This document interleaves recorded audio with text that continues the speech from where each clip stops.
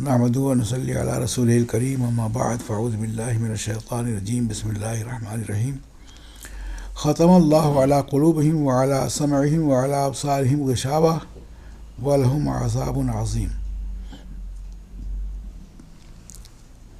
تو وہ کافر جن کو ڈرانا نہ ڈرانا دونوں برابر ہے، انہی کے سلسلے میں یہ بھی ہے کہ اللہ نے مہر لگا دی، ٹھپا مار دیا۔ اللہ نے مہر لگا دی ان کے دلوں پر، ان کے سماعت پر یعنی کانوں پر، اور ان کی آنکھوں پر پردہ ہے۔ وَلَهُمْ عَذَابٌ علیم عظیم، اور ان کے لیے بہت بڑا عذاب ہے۔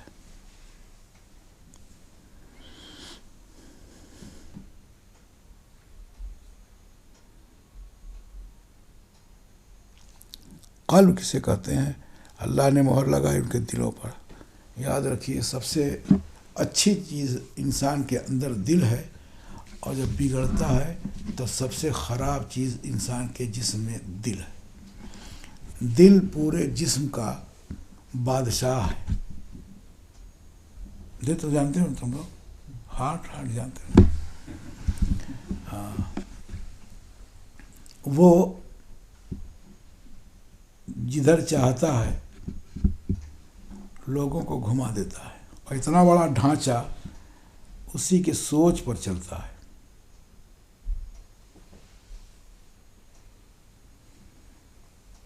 یہ بگڑے ہوئے دل والوں کا ذکر ہے یہاں۔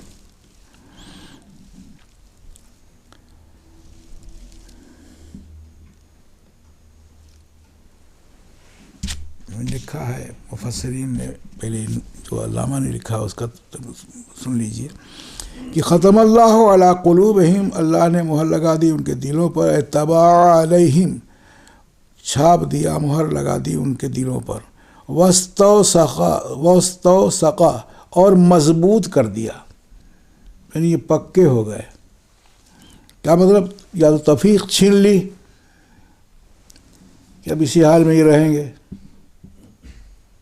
تو کیا مجبور کر دیا؟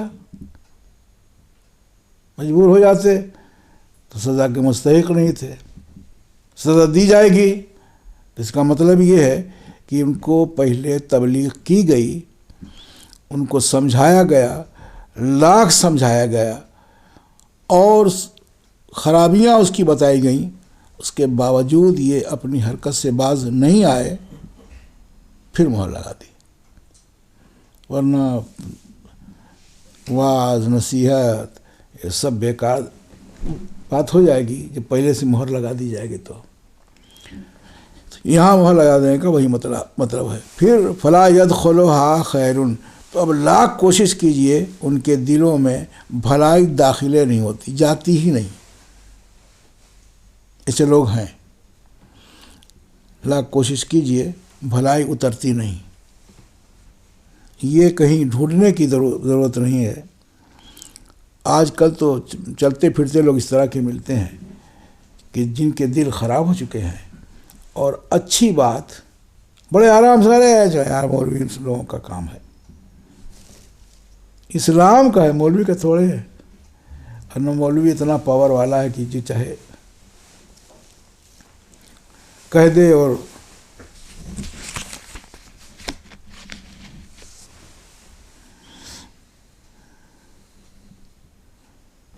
تو لکھا ہے،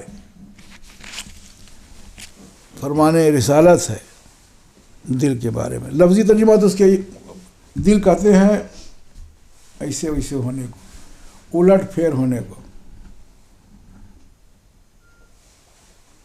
اسی سے الٹ پھیر ہونا، کبھی ادھر چلا جانا، کبھی ادھر چلا جانا۔ مثال دی ہے کہ دل کی مثال ایسی ہے جیسے کھلی فضا، کھلی جگہ پہ تنکا، ہوا چاہتی ہے جدھر باہر جاتی ہے اسے، ادھر کی ہوا تو ادھر گیا، ادھر کی ہوا ہی تو ادھر۔ دل ایسا ہی ہے۔ ورنہ اللہ تبارک و تعالیٰ نے دل کو اپنا مرکز بنایا تھا، دل ہی میں محبت آتی ہے، تو محبت رسول کا بھی مرکز بنایا دل کو، اور جس میں اللہ اور اللہ کے رسول کی محبت داخل ہو جائے وہ دل بہت پیارا دل ہے۔ بڑی پیاری بات آقا نے ارشاد فرمائی ہے کہ اِنَّ فِی الْجَسَدِ مُضْغَةً، بے شک جسم میں گوشت کا ایک ٹکڑا ہے، اذا صلحت صلح الجسد کلہ، اور جب یہ درست ہے تو پورا جسم درست ہے، ٹھیک ٹھاک ہے۔ جب دل ٹھیک ٹھاک ہے تو جسم بھی، باڈی بھی ٹھیک ٹھاک ہے۔ وَإِذَا فَسَدَتْ فَسَدَ الْجَسَدُ كُلُّهُ، اور جب بگڑ گیا دل تو پورا جسم بگڑ گیا۔ پوچھا صحابہ نے وہ کیا ہے؟ کہا الا وہی القلب، سنو اور غور سے سنو، وہ دل ہے۔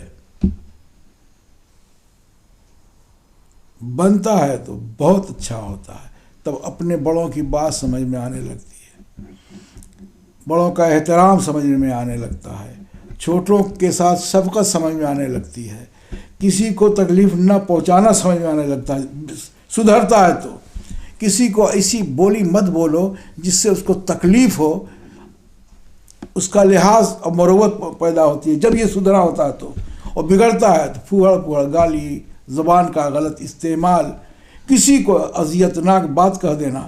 یاد رکھو اسلام میں ایذائے مسلم جرم ہے۔ ان الذین یؤذون اللہ ورسولہ، پہلے تو اللہ اور رسول کو جو اذیت پہنچاتے ہیں، بے شک وہ لوگ جو اللہ کو، اللہ کے رسول کو تکلیف پہنچاتے ہیں، لعنہم اللہ فی الدنیا والآخرہ، تو ان کو دنیا اور آخرت دونوں میں لعنت ہے۔ آگے تک آیت کریمہ ہے، پھر آگے ہے ان الذین آمنوا یؤذون اللہ یؤذون کر کے، اس طرح سے ہے کہ والذین آمنوا کر کے، کہ جو لوگ ایمان لائے اور مومنوں کو جو اذیت پہنچاتے ہیں، بغیر مکتسبوا، بغیر کچھ کیے، خام خواہ، نہ آپ سے کچھ مانگ رہا ہے، نہ آپ کو تکلیف پہنچا رہا ہے کہ اس کا بدلہ دے رہے ہیں، آپ سے اس نے کچھ نہیں کیا اور آپ اس مومن کو تکلیف پہنچا رہے ہیں، بغیر مکتسبوا سے وضاحت کر دی کہ بغیر کیے، کچھ نہیں کیا تھا اس نے، اس کو آپ نے تکلیف پہنچائی۔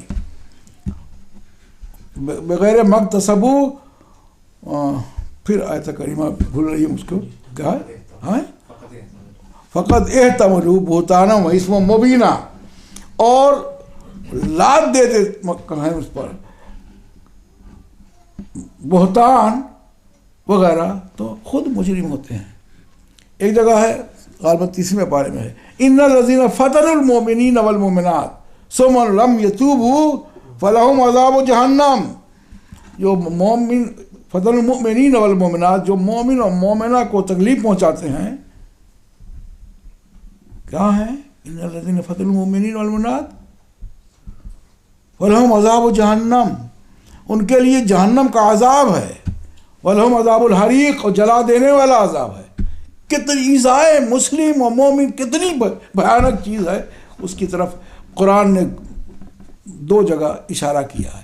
تو کسی کو تکلیف پہنچانے سے پہلے سوچیے، آقا صلی اللہ علیہ وسلم کا فرمان گرامی ہے، المسلم من سلم المسلمون من لسانہ و یدہ، مسلم کی پہچان بتائی ہے کہ مسلمان شخص وہ کون ہے؟ وہ ہے جس کے زبان اور ہاتھ سے مسلمان لوگ محفوظ رہیں، یعنی زبان سے ایسی بولی نہ بولے جو دکھ پہنچانے والی ہو، یا ہاتھ سے اذیت نہ، تکلیف نہ پہنچائے۔ مسلمان پکا کون ہے؟ جس کے اندر یہ خوبیاں ہوں کہ مسلمان کو تکلیف نہ پہنچائے۔ تو یہ سارا کام الٹ پھیر کا ہے، دل جدھر لے جاتا ہے۔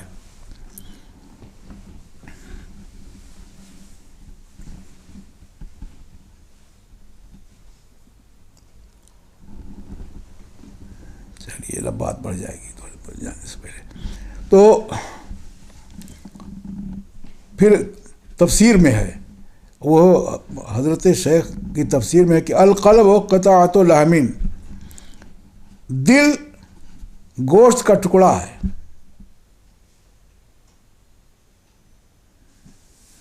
اور اس کی شکل گول سی ہے اور لٹکا ہوا ہے وہ شہ رگ سے الٹا. شہ رگ اس کو کہتے ہیں. اس سے جا کے اس سائڈ سے دل یہاں لیفٹ سائڈ میں ہوتا ہے نا دل. ہارٹ کدھر ہوتا ہے؟ رائٹ کی لیفٹ ہے، لیفٹ ہوتا ہے نا. تو معلوم کرو دھک دھک جو ادھر کرے ہے ادھر دل ہے. تو یہ نسیں ہیں، اس کو شہ رگ بولتے ہیں. اس سے جٹا ہوا ہے وہ، سیدھا یوں ہوتا، الٹا ہے، الٹا لٹکا ہوا ہے.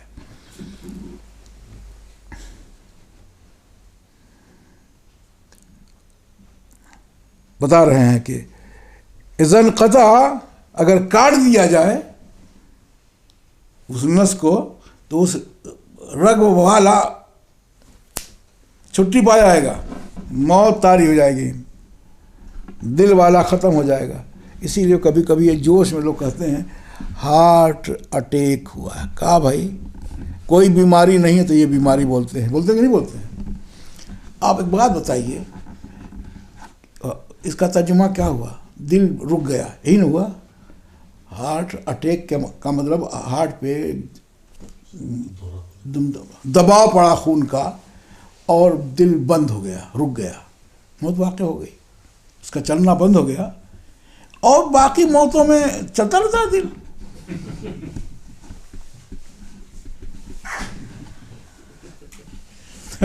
آپ لوگ ہنس رہے ہیں. پوچھیں کہ اگر اس سے دل رک جاتا ہے اور موت واقع ہو جاتی ہے تو کیا باقی اموات جو ہوتی ہیں اس میں دل چلتا رہتا ہے، چالو رہتا ہے؟ یہ اچانک موت ہے. اللہ اس اچانک موت سے محفوظ رکھے. میں نے اس لیے کہا ہے کہ نہ توبہ کی توفیق آئے، نہ کسی کا دل دکھایا تھا معافی مانگنے کی نوبت آئے، یا کسی کا قرض لیا تھا اس کے قرض کی ادائیگی بتا پاوے تو خوش ہو کے لوگ کہتے ہیں بڑا اچھا ہوا، چٹ پٹ مر گیا. یہ بہت اچھا نہیں ہوا. مومن بیڈ پر لیٹ کے بیمار پڑ کے دنیا سے جاتا ہے تو بیمار پڑنا مومن کے لیے گناہوں کا کفارہ ہے. گناہ دھلتے ہیں اس کے، صاف ہوتا ہے وہ. اور اس کی وجہ کیا ہے کہ حضرت موسیٰ علیہ السلام نے پوچھا مولا بیماری نہ بودے تندرستی بودے، کہ اگر بیماری نہ ہوتی تندرستی ہی ہوتی تو کتنا اچھا تھا. تو اللہ نے جواب دیا اگر بیماری نہ بودے مرا کا یاد کر دے. اگر بیماری نہ ہوتی تو مجھ کو کون یاد کرتا؟ کچھ نہ کر اللہ اللہ نہ کرنے والا شخص ہو، اگر کس کے پڑا ہے تو آپ اس کے پاس بیٹھے رہیے، توبہ توبہ کرتا رہے گا، اللہ اللہ کرتا رہے گا. یہ کہے گا اللہ اچھا کر دے مجھے، یعنی اللہ کو بار بار یاد کرے گا. اس بار بار یاد کرنے سے وہ ارحم الراحمین ہے، گناہوں کو معاف کرتا ہے. تو مریض ہونا سبب بنتا ہے گناہوں کے کفارے کا.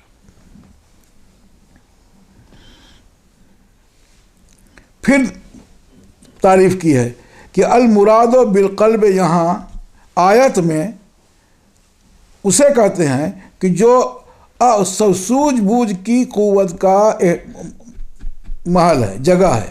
یعنی سوجھ بوجھ، سوچنا، فکر کرنا اس سے متعلق ہے.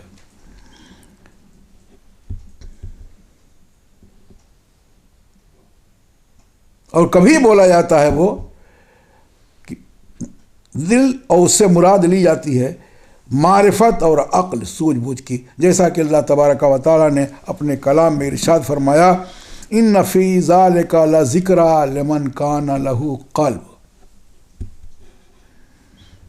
بے شک اس میں البتہ نصیحت ہے اس کے لیے جس کے دل ہو. یعنی اگر نصیحت نہیں سنتا، نصیحت نہیں سمجھتا تو بغیر دل کے ہیں، یعنی دل پر اس کا اثر نہیں ہوتا. جب اثر ہوگا تو قبول کرے گا. ہم لوگ اپنی مثال میں کہتے ہیں ادھر سے سنا ادھر سے نکال دیا. دل کی بڑی اہمیت ہے.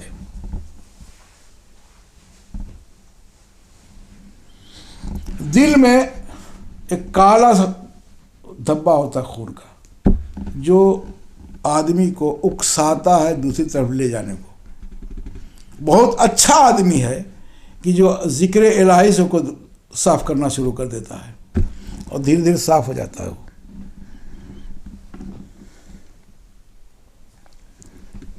تو عقل مند پر ضروری یہ ہے کہ پرہیز کرے اس سے جو چیز عذاب علیم کی طرف لے جانے والی ہو. جب دل کا تعلق عقل سے ہے تو آخر کے لیے ضروری کہا ہے فعلی العاقل ان یجتنب عما یؤدی الی العذاب العلیم. عاقل پر یعنی عقل مند پر، سمجھ والے پر، سمجھدار پر یہ ضروری اس کے لیے بچنا، پرہیز کرنا اس چیز سے جو چیز اس کو دردناک عذاب کی طرف لے جانے والی ہو، اور بڑے عذاب کی طرف. اور وہ کیا ہے؟ وہ الاصرار. سنیے، غلطی تو صادر ہوتی ہے، کس پر زیادہ روک تھام ہے؟ وہ الاصرار علی الذنوب، مصر ہونا گناہ پر، یعنی گناہ ہوا تو اسی پر قائم رہنا، یہ بہت بڑا جرم ہے.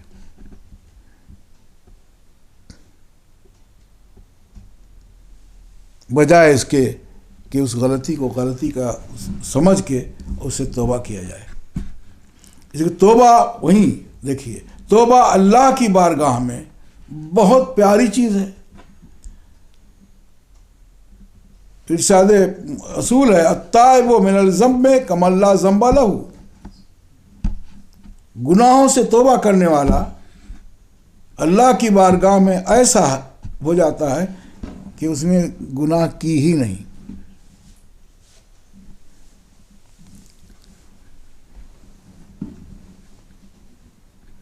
قال النبی صلی اللہ علیہ وسلم ان هذه القلوب تصدع کما یصدع الحدید.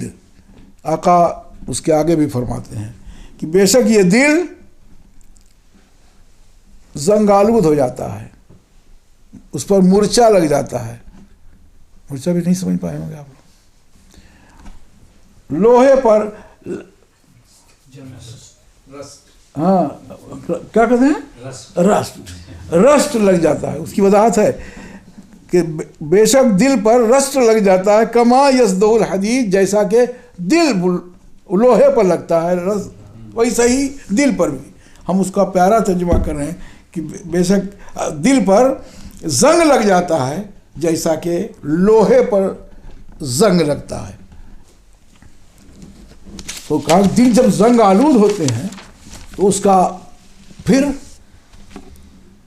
سدھرے گا کیسے؟ دل لوہے کی طرح اس پہ زنگ لگتا ہے جسے لوہے پہ لگتا ہے، سدھرے گا کیسا؟ پوچھ گیا حضور صلی اللہ علیہ وسلم سے. وقیل ما جلاؤہا، پھر اس سے صاف کرنے کی، سیکل کرنے کی، جیسے شیشے پہ لگ جائے اس شیشے کو صاف کرنے کی کچھ کیمیکل آتا ہے، ایک مطلب چھڑکیے، دوسرے مطلب پہنچ دیجئے، صاف چمکنے لگے گا، اب چہرہ صاف نظر آنے لگے گا. تو اس کے صاف کرنے کی ترکیب کیا ہے؟ ہے کیا پیاری بات کہی ہے. قال تلاوت القرآن.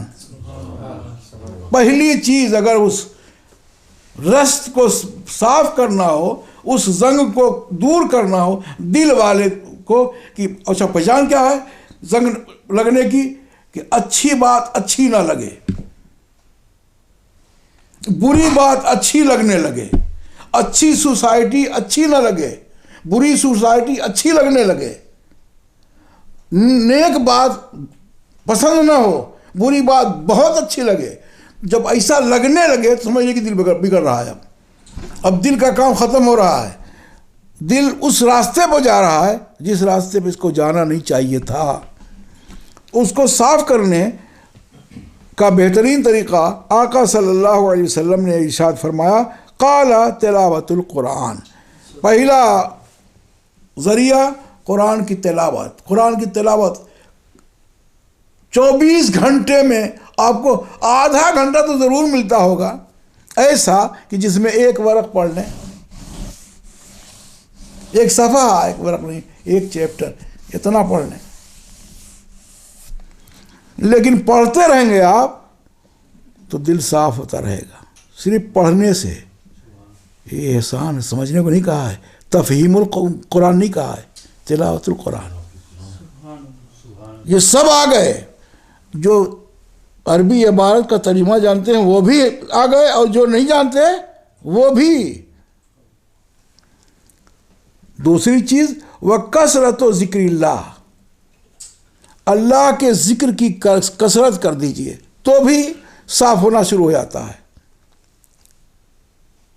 اور سب سے آسان بتاؤں، ایک پیاری دعا بتا دوں آپ لوگوں کو، بخاری شریف میں آخری صفحے پر بخاری شریف کے آخری حدیث ہے کہ کلمتان حبیبتان الی الرحمن خفیفتان علی اللسان ثقیلتان علی المیزان۔ اللہ کی بارگاہ میں مقبول ترین 2 کلمے ہیں، 2 جملے ہیں جو پڑھنے میں زبان پر بہت آسان ہے اور میزان وہ بڑے وزنی ہیں۔ پھر ارشاد فرمایا آقا نے کہ وہ کلمے کیا ہیں، سبحان اللہ و بحمدہ سبحان اللہ العظیم۔ یہ 2 کلمے، 2 جملے ہیں، سبحان اللہ و بحمدہ سبحان اللہ العظیم۔ ان 2 کے بارے میں آقا صلی اللہ علیہ وسلم کا ارشاد گرامی دیکھیے، پڑھنے میں کوئی پھٹ سے یاد بھی ہو جائے گا، پڑھنے میں دقت بھی نہیں ہوگی۔ وہ فرماتے ہیں کلمتان حبیبتان الی الرحمن، یہ 2 کلمے رحمان یعنی پروردگار عالم کی بارگاہ میں بڑے محبوب ہیں، اور خفیفتان علی اللسان، زبان سے پڑھنے پر بالکل آسان ہے، وثقیلتان علی المیزان، جب عمل تولا جائے گا تو یہ وزنی ہوں گے ترازو پر۔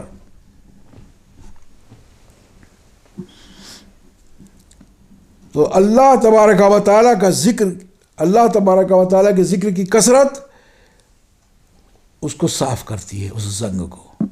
وَكَثْرَةُ ذِكْرِ الْمَوْتِ، اور ہم رہنے والے نہیں ہیں، ہمیں بہرحال کسی نہ کسی ایج میں جانا ہے، اس کی کثرت ہوگی تب بھی نہیں بھاگے گا دل۔ ہم لوگ اس سے غافل ہو جاتے ہیں، کسی کو ستانے لگتے ہیں تو سوچتے بھی نہیں کہ کیا کسی دن ہم کو موت آئے گی تو اب سامنے والا کیسا یاد کرے گا کہ بڑا خراب آدمی گیا تھا، چلا گیا، بہت اچھا ہوا۔ جو لوگوں کو تنگ کرتا ہو، بہت دکھ پہنچاتا ہو، اس کے مرنے پر غم نہیں ہوتا، خوشی ہوتی ہے کہ محلہ صاف ہو گیا، بڑا اچھا ہوا، گیا کام سے چھٹی ہوئی۔ تو آپ اپنے عمل سے بوجھ بنتے ہیں دوسروں پر۔ پھر مفسر فرماتے ہیں وَأُمَّهَاتُ الْخَطَايَا ثَلَاثٌ، اس کو بھی سنیے، اور اس سب کا تعلق دل سے ہے۔ گناہوں کی ماں 3 چیزیں ہیں، حرص، لالچ ایک دوسرے کی جان لے لیتی ہے، ایک دوسرے کا حق مرواتی ہے۔ لالچ بری بلا ہے، ایک چیز ہے لالچ، دوسری چیز ہے حسد، من شر حاسد اذا حسد، حسد کرنے والے کی حسد سے اللہ بچا جب کہ وہ حسد کرے۔ اور یاد رکھیے کہ بیماری میں سب سے پہلی بیماری، برائی میں سب سے پہلی برائی جو وجود میں آئی ہے وہ حسد ہے۔ حضرت آدم علیہ السلام کا پتلا بنا، فرشتوں نے خوبصورت سا بنا دیا، اس سے جل گیا ابلیس. مفسرین نے لکھا ہے کہ جاتے وقت جب دیکھا کوئی نہیں ہے، اس کو اتنا نہیں سمجھ تھی کہ جس ماحول میں میں رہ رہا ہوں سب کا خالق پروردگار عالم ہے، اس سے نہیں چھپے گا. تھوک دیا جسم پر حضرت آدم علیہ السلام کے. تو فرشتوں سے کہا اتنا کاٹ دو، اتنا کاٹ کے نکال دیا. اسی کی پہچان ہمارے ساتھ لگا دی گئی کہ ہمارا یہ سب برابر ہوتا ہے، لیکن کیا کہتے ہیں اس کو؟ ہمارے یہاں تو جھوڑی کہتے ہیں، آپ کے یہاں ڈڈی کہتے ہیں، اور صاف میں ہے ناف. ہاں، یہ علامت ہے حضرت آدم علیہ السلام کی کہ اس سے پہلے ان کی اتنا حصہ کاٹ دیا گیا تھا. لیکن کیا پھینک دیا گیا؟ قدرت کا بھی انتظام دیکھیے. پھینکا نہیں، اس سے کتا بنا دیا اتنے حصے سے. تو چونکہ جسم کا ٹکڑا ہے یہ فرما بردار بہت ہے. نبی فرما بردار ہوتے ہیں. نکلا ہوا حصہ بھی جس شکل میں متشکل ہوا، جو شکل اختیار کر گیا، جس جانور کو اللہ تبارک و تعالیٰ نے اس سے پیدا کر دیا، وہ فرما بردار بہت ہے اپنے مالک کا، اور سمجھاتا ہے کہ میں آپ کا مملوک ہوں، مالک آپ ہیں، تو مالک کا کس طرح فرمانبردار ہونا چاہیے. ایک ہڈی کھا کے دو ملاتا ہے وہ. ہم کل کھا جاتے ہیں، نہیں دو ملاتے، جبکہ ہم کو اس پر تیار رہنا چاہیے. اتنی نعمتیں دے رکھی ہیں کہ کسی نعمت کو آپ اس کا شکریہ ادا کرنا چاہیں تو نہیں کر سکتے. کہیں جائے کروڑوں کی نعمت دیکھیے، بیٹھے ہیں ہم سب لوگ، اس سے پوچھیے جس کے 2 آنکھ نہیں ہیں. کسی چیز کی اہمیت کب معلوم ہوتی ہے؟ جب چھن جائے. حالانکہ اس چھننے سے پہلے سوچنا چاہیے کہ اللہ تبارک و تعالیٰ نے آنکھ دی، پورا جسم جہاں کہیں جانا چاہتا ہے آنکھ دیکھ کے لے جاتی ہے. اور جن کی نہیں رہتی ہے، کبھی کھڈے میں پیر چلا جاتا ہے، کبھی دیوار سے ٹکرا جاتے ہیں. یعنی سب کچھ ہوتا ہو کہ بھی آدمی بیکار ہو کے رہ جاتا ہے. چھوڑیے آنکھ تو بڑی اہمیت کی حامل ہے. یہ انگوٹھا 5 انگلیاں ہیں نا، ایک کم کر دیجئے اس کو، 4 ہیں، پکڑ کے بتائیے تو کتنی نعمت ہے کل کا رہنا. یہ کل ہو تب یوں پکڑیں گے، اور یہ نہ ہو پکڑ کے بتائیے. ایک انگوٹھے کی کا شکریہ ادا کرنا چاہیں تو نہیں کر سکتے آپ. تو اللہ تبارک و تعالی نے عقل دی ہے، سوجھ بوجھ دی ہے. تو گناہوں کی ماں 3 چیزیں ہیں. ایک چیز ہے حرص، دوسرا حسد. جل گیا ابلیس حضرت آدم علیہ السلام سے. پہلی حسد کرنے والے کا نام ابلیس ہے. تو ابلیس کے طریقے کو کسی پڑھے لکھے کو نہیں اپنانا چاہیے. حسد بری بلا ہے. بلکہ اگر کسی کو اللہ نے نواز دیا ہے تو اس نوازنے پر غصہ مت ہو، اس لیے کہ اس کو اللہ نے دیا ہے. اللہ کی عطا پہ آپ خفا ہو رہے ہیں. مانیے اس سے کہ اللہ اس کی طرح مجھ کو بھی کر دے. اس کو حسد نہیں کہتے ہیں، رشک کہتے ہیں، اور یہ جائز ہے. کسی چیز کی تمنا کرنا کسی چیز کو دیکھ کے، جیسے کوئی پڑھا لکھا آدمی ہو، اے اللہ ہمیں اس کی طرح بنا دے، پڑھا لکھا بنا دے، تو یہ بری بات نہیں ہے. تو اسے پڑھ لیا، یہ بری بات ہے. ارے ہم تو نہیں چاہتے تھے کہ اس کو اتنا تعلیم ہو پاوے. کہا کیسے پڑھ لیا، اس میں چلے جا رہے ہیں. اور یاد رکھیے حسد نقصان تو پہنچاتا دوسروں کو، لیکن حاسد کا بھی بھلا نہیں ہوتا، اس میں اس کا بھی بہت زیادہ جرا کرتا ہے. مستقل دوسرے کی پائی ہوئی نعمتوں کو دیکھ دیکھ کے جرا کرتا ہے، تو یہ بھی چین سے نہیں رہتا. اور تیسری چیز ہے کبر، انا، تکبر، میں بڑا. جس کے اندر پیدا ہوا گیا کام سے. حضرت سعدی شیرازی نے لکھا ہے کہ تکبر عزازیل را خار کرد، تکبر نے، غرور نے، انا نے ابلیس کو ذلیل کر دیا. تکبر عزازیل لاخار کرد، بزندان لعنت گرفتار کرد، اور لعنت کا توق اس کی گردن میں ڈلوا دیا. اور اتنا بڑا ہو، چاہے چھوٹا بچہ ہو یا بڑا یا بوڑھا، عام آدمی ہو یا بزرگ، جو بھی تلاوت کرتا ہے اس کو اللہ نے حکم دیا فَإِذَا قَرَأْتَ الْقُرْآنَ فَاسْتَعِذْ بِاللَّهِ مِنَ الشَّيْطَانِ الرَّجِيمِ. جب تو پڑھے قرآن کو تو قرآن کو پڑھنے سے پہلے پڑھ اعوذ باللہ من الشیطان الرجیم. دعا ہے نہ لعنت ہے کہ میں اللہ پناہ مانگتا ہوں شیطان مردود سے. مردود دعا تھوڑے ہے، مردود برا لفظ ہے. اور اس کے کہنے کا حکم کہاں دے؟ نماز میں دیا. ثنا پڑھتے ہیں نا، نیت باندھتے ہیں، نماز پڑھتے ہیں، ثنا پڑھتے ہیں، پھر کیا پڑھتے ہیں؟ اعوذ باللہ من الشیطان الرجیم بسم اللہ الرحمن الرحیم، پھر سورہ فاتحہ. یہی ہے نا، اسی کو تعوذ کہتے ہیں، اعوذ باللہ من الشیطان الرجیم کو. تو نماز میں بھی آپ پہلے اعوذ باللہ من الشیطان الرجیم پڑھتے ہیں. کہیے نا بیچارے نے، اگر ہمدردی ہے تو کہیے کہ بیچارے نے ایک غلطی کی تھی کہ نبی کی توہین کر دی تھی. اتنا لمبا چوڑا جملہ اور اتنی بڑی سزا کہ جب تک قرآن کی تلاوت کی جائے گی یا جب تک نماز پڑھی جائے گی، نماز میں تلاوت میں اعوذ باللہ من الشیطان الرجیم پڑھا جائے گا. جو لوگ چھانٹ کے اتنی غلطی کیا ہے ایسا نہیں کرنا چاہیے، ان کے لیے سبق ہے. وہ خود پڑھتے ہیں اعوذ باللہ من الشیطان الرجیم. کسی کو برا نہیں کرنا چاہیے. کیوں کر رہے ہیں برا؟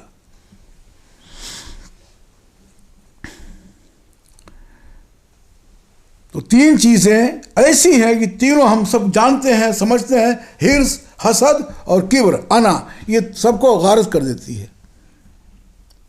دیکھیے نصیحت بھی ہے.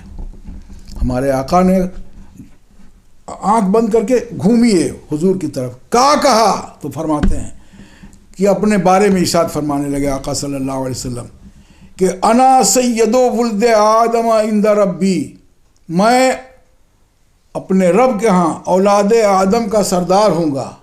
اور پھر ارشاد فرماتے ولا فخر، یہ میں فخریہ نہیں کہتا بلکہ اللہ کی عطا ہے. اللہ نے ایک سرداری مجھے دی ہے، اس بنا پہ میں اس کا ذکر کر رہا ہوں تحدیث نعمت کے طور پر. یہ نعمت عظمیٰ مجھے ملی ہے کہ میں اولاد آدم کا سردار رہوں گا قیامت کے دن. لیکن یہ فخریہ نہیں کہتا، یعنی کبر سے بجا کے کہنے کا حق حضور صلی اللہ علیہ وسلم ہمیں دے رہے ہیں کہ اگر کبھی ایسا کرو تو یوں کہو. اور پھر ارشاد فرمایا وَلِوَاءُ الْحَمْدِ يَوْمَئِذٍ بِيَدِي وَلَا فَخْرٍ، اور حمد کا جھنڈا میرے ہاتھ میں ہوگا اس دن حشر میں، ولا فخر. لیکن بھی فخریہ نہیں کہتا. تو بس چلا چاہیے.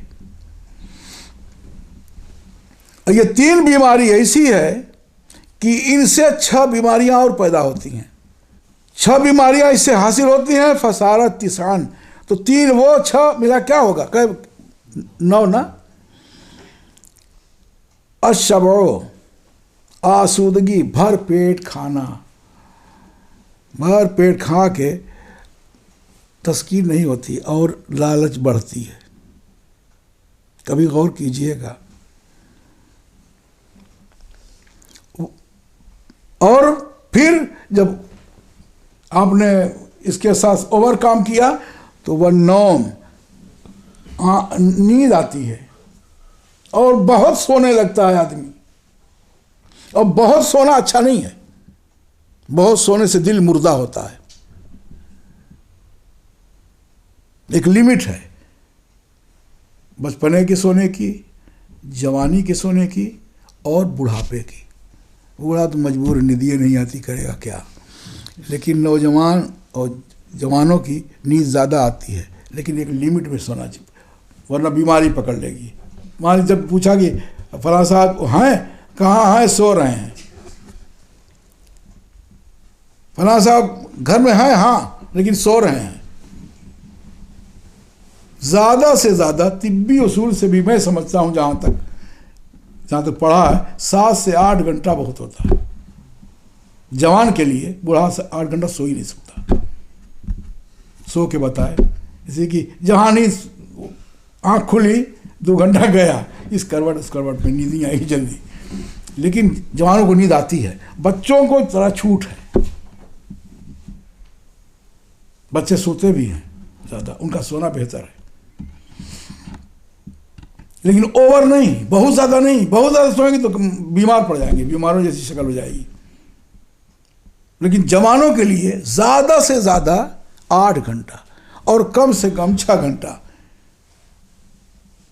सो के देखिए, आप बिल्कुल उठेंगे तो फ्रेश रहेंगे। और 14 घंटा सो के उठेंगे तो फ्रेश नहीं रहेंगे, फरेश रहेंगे। हाँ, तो नींद और राहत, ये भी बहुत आराम मिल जाए तो इससे दूसरी चीज़ें पैदा होती हैं। कुछ नहीं होगा, कुछ नहीं पैदा होगा। अरे भाई, इधर से लिफाफा मोटा, इधर से लिफाफा मोटा, यहाँ लिफाफा, दिल के पास मोटा लिफाफा। अब सब जब रहने लगेगा तो राहत तो समझ आने लगेगी। तो राहत जब मिली, वो फिक्र गई तो दूसरी फिक्र शुरू हो जाएगी। अल्लाह बचाए कि अगर मिले तो सोच ले कि अल्लाह की अता है, जिसका हक मेरे ज़रिया मुझसे वाबस्ता हुआ उसका हक अदा कर दूँ, हक अदा करूँगा, कोई गिरफ्त नहीं है। तो राहत ऐसी है जो आपको गड़बड़ करेगी। फिर वह हुब्बुल माल, माल की मोहब्बत बुरी नहीं है, लेकिन हिसाब से ऐसे करना कि अभी नहीं तस्कीन हुई, अभी तस्कीन नहीं हुई, हल में मज़ीद, हल में मज़ीद। इसमें हज़रत सादी शिराज़ी रहमतुल्लाह अलैह का कौल है कि अगर इंसान की पोजीशन ये है कि अगर पूरी दुनिया उसके हवाले कर दी जाए, पूरा दुनिया अकेले उसको दे दी जाए, और फिर पूछा जाए कि बंदे बस, तो कहेगा इतनी ही। और तो हुब्बुल माल, फिर हुब्बुल जाह, मर्तबे की मोहब्बत। मैं जहाँ वो फौरन मैं घुसेगी, किब्र घुस जाएगा। जहाँ मर्तबा बढ़ा, अब जैसे मान लीजिए कुछ जा रहा है इधर से, 1 दिन गया, 2 दिन गया, चला गया। अब आप कोई देखे बाहर निकलते ही जा रहे हैं, लखनवी सलाम, आदाब करना शुरू कर दे, अस्सलाम वालेकुम, तस्लीमात कहना शुरू कर दे, तो अंदर अंदर सोचेगा मेरी भी कोई अहमियत है, लोग घर से निकल के सलाम कर रहे हैं। अगरचे मोहब्बत में करते हों, लेकिन कुछ दूसरा सोचने लगेगा। और फिर ऐसा होगा कि खंगालेगा कि लोग निकले कि मैं गुजर रहा हूँ, सर पे चढ़ जाएगा, यानी लेवल बढ़ना शुरू हो जाएगा। और अगर हार फूल कर दिया आपने कि बरसाइए फूल, हजरत तशरीफ ले जा रहे हैं, तो फिर रही से कसर पूरी हो जाएगी। यानी लोग मिल के उसको खड्डे में पहुंचा रहे हैं। और वह हुब्बुर रियासत, सरदारी की मोहब्बत अगर जहन में आ गई तो ये भी बड़कपन की तरफ ले जाती है। और ये सारी 6, 3, 9 चीज़ें फ़ायदेमंद नहीं हैं, नुकसानदेह हैं। फ़हुब्बुल माले व रियासत, तो बता रहे हैं कि ये तो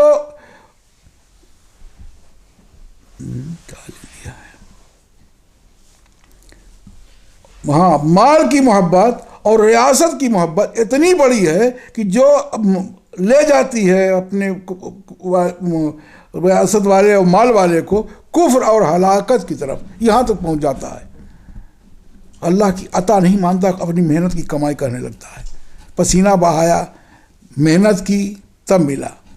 बहुत से मेहनत करने वाले मेहनत करके थक जाते हैं, नहीं मिलता। तो मेहनत सबब नहीं है, हाथ में मारना आपकी जिम्मेदारी है। कुरान ने जो कहा है, हाथ बांध के रखने को मना किया है, लेकिन देगा वही, हाथ पर तुम मारो।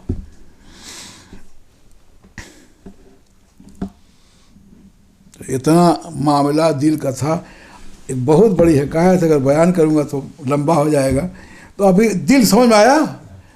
اور اس دل پر جب ایسا ہوا کہ ختم اللہ علی قلوبہم، تو یہ سب کرنے کے بعد، یہ ساری بیماریاں پیدا ہونے کے بعد، جب اچھی چیز نہ گھسنے لگی، لاکھ سمجھانے کے باوجود سمجھ میں نہ آنے لگی، قرآن کی آیت کی تلاوت کر کے سمجھایا گیا پھر بھی نہ آئی، تو میں کچھ آیتیں کل بیان کروں گا، لیکن سب کچھ جب نہیں آئی تو مہر لگائی. ایسا نہیں کہ پہلے ہی مہر لگا دی، تو اس سے پوچھ گچھ نہیں ہونی چاہیے. کیوں؟ اس لیے کہ مجرم ہی کہا، اللہ نے مجبور بنا دیا کہ تمہارے دل میں نیک بات گھسے گی نہیں، پہلے ہی سے کر دیا، توفیق چھین لی. ایسا نہیں ہے، یہ سب کے بعد ہے. جب ایسا ہو لے گا اور آپ کو حق بات سمجھ میں نہیں آئے گی، حق کی حقانیت دل میں نہیں اترے گی، اچھائی دل میں نہ اترنے لگے اور راسخ ہو جائے، تو اللہ تبارک و تعالیٰ نے ان پر جو کہا کہ سب پہلے ایمان کی بات بتائی، انبیاء کرام کو بھیج کے اصلاح کرائی، سب کچھ کے باوجود ان کی سمجھ میں نہیں آیا، جب نہیں مانے تو ختم اللہ علی قلوبہم، تو اللہ نے ان کے دلوں پر مہر لگا دی. تو دل پر مہر لگانے کا مفہوم ان کی سرکشی، ان کی زیادتی کے بعد ہے. اور علم الہی میں ہے بھی کہ اب اگلا بھی یہ کچھ کرے گا نہیں، تو توفیق چھین لو، اب ان کے اندر نیکی نہیں گھسے گی کسی طرح سے. اللہ تبارک و تعالی ہمارے دلوں کو اللہ اور اس کے رسول کی محبت کا مسکن بنا دے، ٹھکانہ بنا دے، اور دل کو صاف و ستھرا رکھے کینہ سے، بغض سے، عناد سے، حسد سے، کبر سے، انا سے. اللہ تبارک و تعالی ہمارے دلوں کو پاک رکھے. پروردگار عالم آیت کریمہ، تھوڑی سی آیت کریمہ بڑی مفہوم کے رکھنے والی، اس پر عمل کی توفیق عطا فرما اور اس کی برکتوں سے مالا مال فرما. الہ العالمین، ان روزوں کو جو گزر رہے ہیں مولا، جو کمیاں بہرحال ہیں، نقص ہوگا، لیکن اپنے فضل سے ہمارے روزوں کو قبول فرما اور ان کی برکتوں سے ہمیں مالا مال فرما. وقال اللہ تعالیٰ فی شان حبیبہ ان اللہ وملائکتہ یصلون علی النبی یا ایھا الذین آمنوا صلوا علیہ وسلموا تسلیما. اللہم صل علی سیدنا و نبینا مولانا محمد وعلی آل سیدنا و نبینا مولانا محمد وبارک وسلم صلاۃ و سلاما علیک یا رسول اللہ صلی اللہ علیہ وسلم. سبحان ربک رب العزۃ عما یصفون وسلام علی المرسلین والحمد للہ رب العالمین.